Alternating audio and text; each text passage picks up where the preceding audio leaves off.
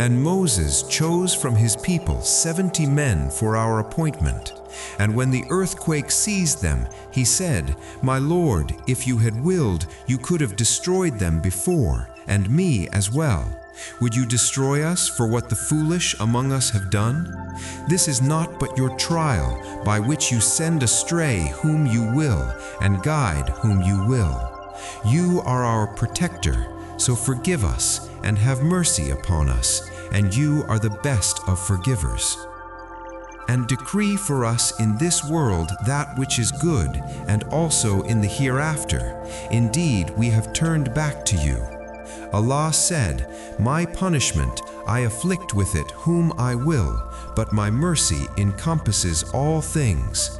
So I will decree it especially for those who fear me and give zakah, and those who believe in our verses."